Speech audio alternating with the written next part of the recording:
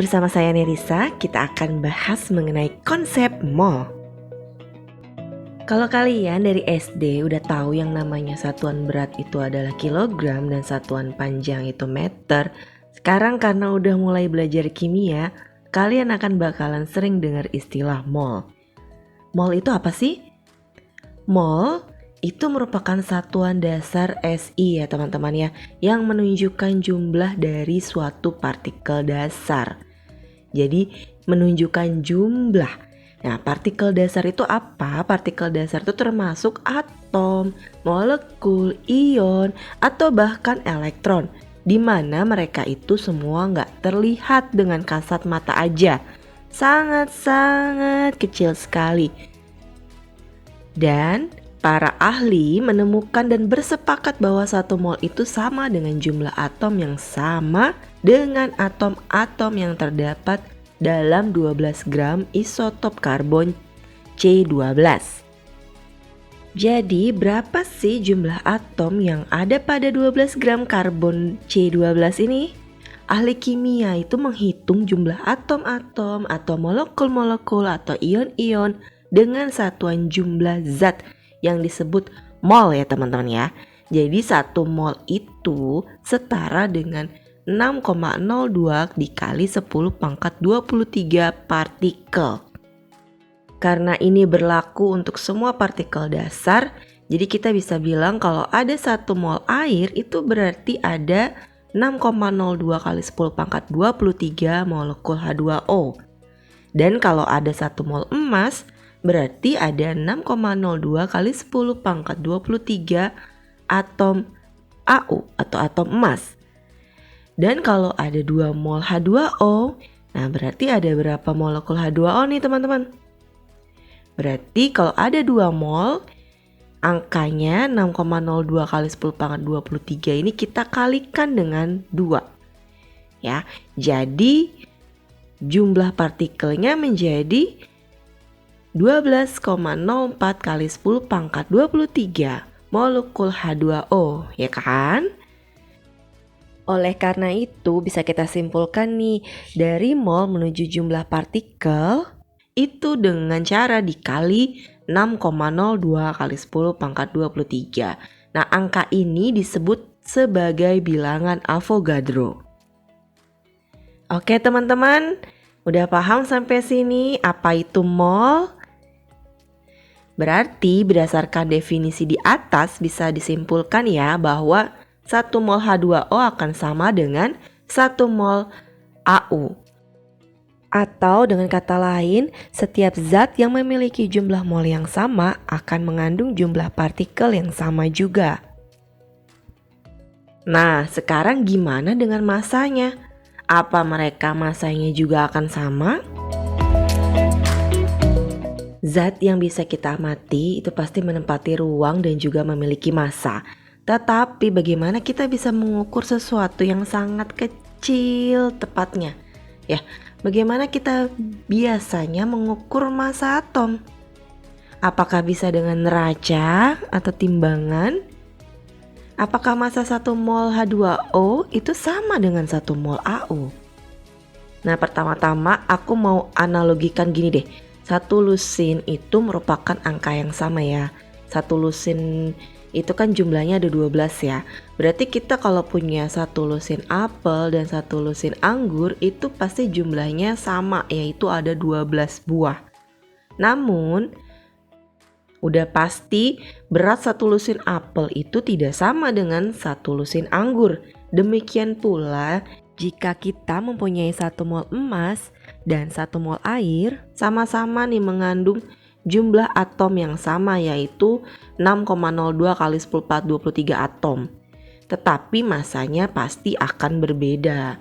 Kenapa bisa beda? Karena partikel penyusun atomnya juga berbeda. Nah, pada mulanya atom itu kan sebenarnya dianggap sebagai materi yang terdiri atas partikel-partikel kecil yang sudah tidak dapat dibagi-bagi lagi. Namun seiring perkembangannya, para ilmuwan ini menemukan bahwa dalam atom masih terdapat partikel-partikel yang menyusunnya, yaitu ada elektron, proton, dan neutron. Nah, struktur atom itu merupakan unit dasar materi yang terdiri dari inti atom dan elektron. Elektron ini berada di sekeliling inti atom ya teman-teman. Nah, inti atom ini terdiri dari proton yang memiliki muatan positif dan neutron yang memiliki muatan netral. Nah, elektron itu masanya diabaikan karena terlalu kecil dibandingkan dengan inti atom itu sendiri. Ya. Nah, proton ini ditemukan oleh Eugene Goldstein dan melalui percobaan diperoleh bahwa proton itu memiliki massa 1 SMA. SMA itu satuan massa atom ya.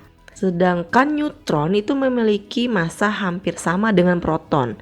Massa 1 neutron itu sama dengan proton 1 SMA ya.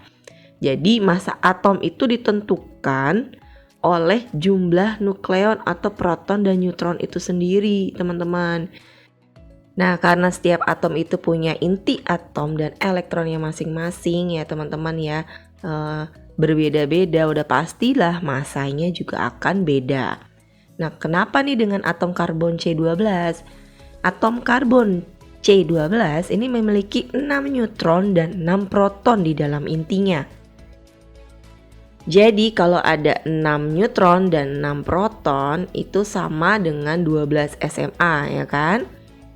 Nah, atom itu merupakan partikel yang sangat kecil sehingga massa sebuah atom tunggal tidak dapat ditimbang, teman-teman. Tetapi dapat ditentukan dengan membandingkannya terhadap atom lain. Dan pengukuran massa atom dilakukan dengan membandingkan massa suatu benda dengan benda lainnya. Dan massa dari benda pembanding itu disebut sebagai massa standar. Nah, contohnya ya, kalau kita kan beli telur nih, zaman dulu tuh biasanya pakai timbangan yang pakai anak timbangan tuh. Teman-teman pernah lihat nggak? Nah, jika kita menimbang telur dan dinyatakan masanya sebanyak 1 kg, maka massa telur tersebut sebenarnya sebanding dengan massa dari anak timbangan seberat 1 kg. Nah, sebagai standar massa itu digunakan massa timbangannya. Nah, untuk itu dibutuhkan unsur pembanding dalam menentukan massa atom. Dan isotop karbon C12 ini yang digunakan sebagai standarnya atau pembandingnya. Pemilihan atom karbon berdasarkan pada kesepakatan internasional yang menyatakan bahwa massa isotop karbon C12 ini memiliki massa yang tepat, yaitu sebanyak 12 SMA. Ya teman-teman. Jadi oleh karena itu 1 AMU atau 1 SMA ini merupakan 1/12 kali massa 1 atom C12. Dengan demikian massa atom yang didapatkan dari pengukuran adalah massa atom relatif terhadap atom karbon C12. Secara matematis rumus massa atom relatif atau AR dapat ditulis sebagai berikut. Jadi ARX ya, kita misalkan atom itu sebagai atom X itu sama dengan massa rata-rata satu atom X tersebut dibagi dengan 1/12 dikali massa 1 atom C12.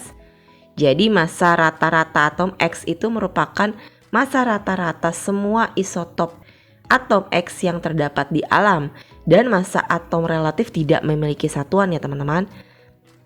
Sehingga AR itu dapat didefinisikan sebagai perbandingan massa rata-rata satu atom suatu unsur terhadap satu satuan massa atom.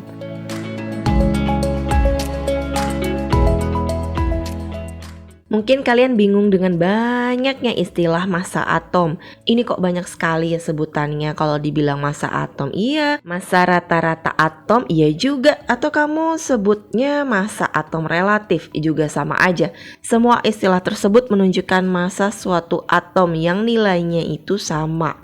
Namun secara definisi massa rata-rata dengan massa atom relatif itu beda ya teman-teman. Jadi relatif kan ada pembanding seperti yang dibahas sebelumnya. Nah, untuk massa rata-rata hubungannya ini dengan isotop-isotop dari unsur tersebut. Yang kita pahami bahwa namanya rata-rata itu hasil jumlah massa benda dibagi banyaknya benda tersebut. Kalau ada 2 apel berarti keduanya dijumlahkan kemudian dibagi 2, atau kalau ada 3 ketiganya dijumlahkan kemudian dibagi 3. Nah, hal ini itu tidak berlaku teman-teman untuk massa rata-rata suatu atom. Di Jakarta nih misalnya ya, hanya terdapat 2 jenis apel, apel merah dan apel hijau. Kelimpahan dan banyaknya apel merah dan hijau tentunya berbeda. Misal lebih melimpah apel merah nih. Apa massa rata-rata apel tersebut akan dapat kita cari dengan cara seperti sebelumnya? Tidak, karena kelimpahannya berbeda ya teman-teman. Jadi lebih banyak yang merah kan? Tidak mungkin kita bagi sama rata untuk yang hijau juga. Lalu bagaimana caranya nih? Libatkan juga persen kelimpahan masing-masing apel ya kan? Beberapa unsur mempunyai isotop. Isotop itu unsur yang memiliki nomor atom yang sama tetapi nomor massanya berbeda. Misalnya nih, ada atom hidrogen, atom H11 ya kita sebutnya ya di sini, memiliki kelimpahan di alam sebesar 99,985% dan atom H21 itu memiliki kelimpahan di alam sebesar 0,015%. Jadi massa rata-rata dari isotop-isotop hidrogen tersebut sesuai kelimpahannya di alam. Persen yang tadi itu ya kelimpahannya teman-teman. Jadi kalau kita hitung, maka massa rata-rata atom hidrogen itu adalah massa rata-rata atom H sama dengan massa H21 dikali persentase kelimpahannya H21 ditambah massa H11 dikali persentase kelimpahannya H11.